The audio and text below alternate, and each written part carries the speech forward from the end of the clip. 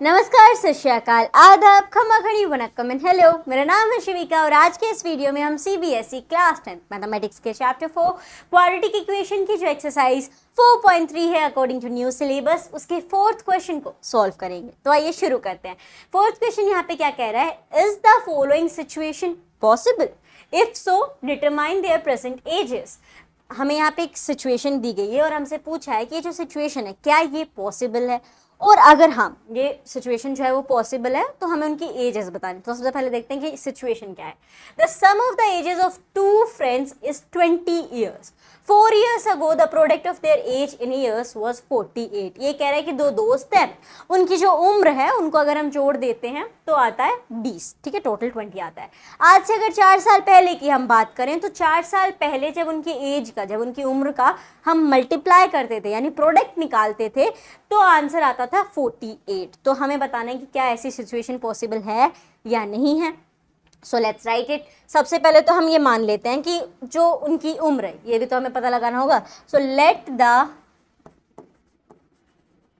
As of one friend be x. ठीक है, दो दोस्त हैं तो एक की उम्र हम मान लेते हैं कि x ईयर्स है और हमें यहाँ पे कहा गया है कि उनकी एज का जो सम है वो 20 साल है। अब देखो दूसरे वाले की क्या हो जाएगी, तो दूसरे वाले की उम्र हो जाएगी then the age of second friend would be 20 minus x। अब आप सोचोगे 20 minus x कैसे हो गया। चलो यहाँ पे मान लेते हैं कि आपकी और मेरी दोनों की एज का सम है 30 ईयर्स। ठीक है, जैसा कि यहाँ पे 20 ईयर्स गिवन है तो वैसे ही हमने मान लिया कि आपकी और मेरी एज का सम है 30 ईयर्स। अब अगर आपकी एज है 15 ईयर्स और पूछा जाए कि मेरी एज बताओ तो वो आप कैसे निकालोगे। हम दोनों की एज का सम 30 है, आपकी एज 15 है तो 30 में से आप अपनी एज माइनस कर दोगे तो मेरी एज निकल के आ जाएगी सॉरी, सो मेरी एज आ जाएगी तो हो जाएगी 15। वही चीज़ हमने यहाँ पे की है। इन दोनों की एज का सम हमें पता है 20 है, एक की एज x है तो 20 में से अगर हम x माइनस कर देंगे तो दूसरे वाले की एज आ जाएगी। तो सेकेंड फ्रेंड की एज हो गई 20 माइनस x। उसके बाद हमें यहाँ पे क्या क्या गिवन है, that 4 years ago, 4 years ago, आज से 4 साल पहले, जो भी यहाँ पे सिचुएशन है उससे 4 साल पहले अगर हम जाएं, so age of first friend, जो पहला दोस्त है उसकी एज क्या होगी। अगर आज x ईयर्स है तो 4 साल पहले x माइनस 4, आज से 4 साल पीछे चले जाएंगे। दूसरे वाले की बात करें, एज ऑफ सेकेंड फ्रेंड, अभी हम वही सारी चीज़ें लिख रहे हैं जो हमें सवाल में दी गई हैं क्योंकि हमें बताना है कि सवाल एग्जिस्ट कर भी रहा है या नहीं कर रहा है। So age of second friend क्या हो जाएगी, अगर अभी उसकी 20 माइनस एक्स है तो और -4 कर दो, आज से 4 साल, तो 20 में से आप यहाँ पे 4 माइनस कर दो, आपके पास आ जाएगा 16 and here we will get 16 minus x, यानी आज से 4 साल पहले उसकी एज थी 16 माइनस एक्स। अब सवाल में आगे क्या गिवन है, ये सारी चीज़ तो दी गई है कि आज की एज उन दोनों कितनी है और आज से 4 साल पहले उनकी एज इतनी थी, और हमें सवाल में ये भी गिवन है कि 4 साल पहले अकॉर्डिंग टू द क्वेश्चन उनकी एज को जब मल्टीप्लाई कर देते तो हमारे पास 48 आता है। मतलब 4 साल पहले वाले की उम्र थी x माइनस 4, दूसरे वाले की थी 16 माइनस एक्स, इन्हें मल्टीप्लाई कर दिया तो हमारे पास आ जाएगा 48। अब इसे हम सॉल्व कर लेंगे, फिर हम आगे की चीज़ बता पाएंगे कि ये पॉसिबल भी है या नहीं है। सो लेट्स राइट इट, इसे इधर कर देते हैं और आगे का सॉल्यूशन अब इस इक्वेशन को सॉल्व करके पता चलेगा। तो ये है हमारे पास x माइनस 4, आज से 4 साल पहले वाले की, आज से 4 साल पहले दूसरे वाले की, that is 16 minus x equals to 48।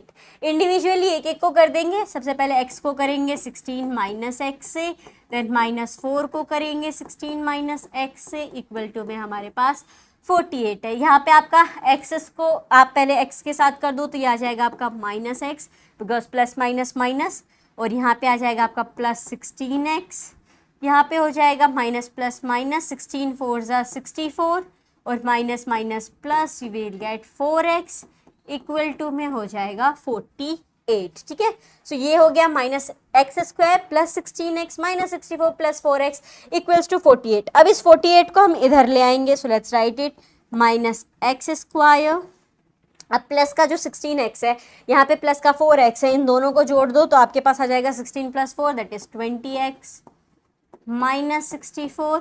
ये प्लस का है तो इधर आके भी ये माइनस का हो जाएगा, 48 = 0 हो जाएगा।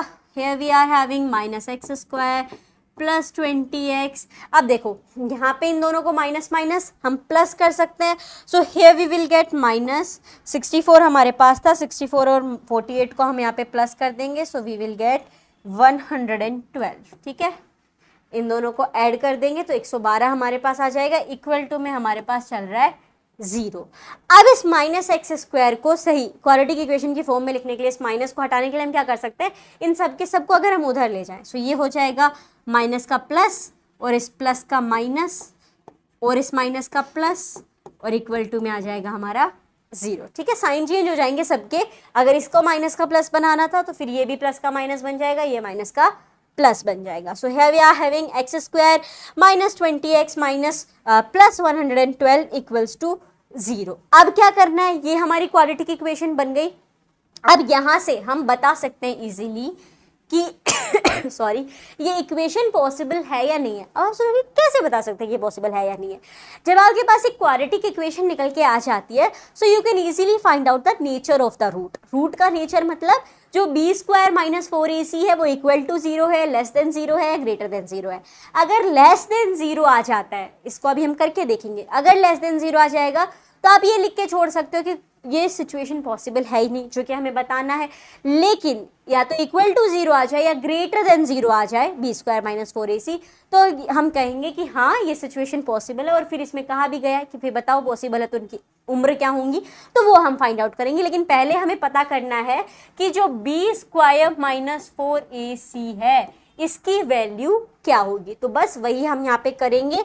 यहाँ पे हमारे पास गिवन है x² माइनस 20x प्लस 1 2, तो सबसे पहले तो a लिख लेंगे, b लिख लेंगे और c लिख लेंगे। ठीक है, abc क्या है, ax² plus bx plus c equal to 0, quadratic equation की स्टैंडर्ड फॉर्म, उसी में ये लिखा हुआ है। तो a आपका यहाँ पे 1 है क्योंकि x² के साथ 1 ही आएगा। यहाँ पे b आपका हो जाएगा माइनस का 20 और c हमारे पास है 112। हमें निकालना है b² minus 4ac, so let's write it. इसे हम इधर फाइंड आउट कर सकते हैं दैट b² माइनस 4ac। इस पे ये सारी वैल्यूज पुट कर देंगे, b² दैट इज माइनस 20² जो हमारा यहाँ पे b है, माइनस 4ac, a हमारा 1 है, c 112 है। 20 का स्क्वायर हो जाएगा आपके पास 400, माइनस माइनस प्लस हो जाएगा, इधर आ जाते हैं। So minus we are having, multiply कर दो 4 से तो 4 ही हो जाएगा, 4 2 ज़ा 8, 4 1 ज़ा 4 एंड 4 1 ज़ा 4। 400 में से माइनस करना है 448, उल्टा कर देते हैं पहले, 448 में से 400 माइनस कर देंगे, हमारे पास बच जाएगा 48। साइन किसका लगेगा, बड़े वाले का लगेगा, सो ये आ गया माइनस 48।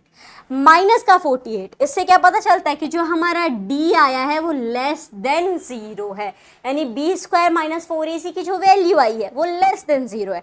लेस देन 0 का मतलब क्या है कि कोई रियल रूट निकल के नहीं आएंगे, कोई रियल रूट नहीं निकल के आएंगे, मतलब ये जो सिचुएशन यहाँ पे आपने दी है वो पॉसिबल ही नहीं है। तो अब ये हम कैसे लिखेंगे कि ये सिचुएशन आपने जो दी है वो पॉसिबल नहीं है। सो इसे हम यहाँ पे इस तरीके से कंक्लूड कर देंगे दैट therefore ये इसका कंक्लूजन है। यहाँ तक आपको लिखना है कि माइनस 48 आया, d जो है वो लेस देन 0 है, तो इसका ऊपर अब इसके आगे कंटिन्यूएशन में आपको क्या लिखना है, therefore there will be no real situation possible, no real situation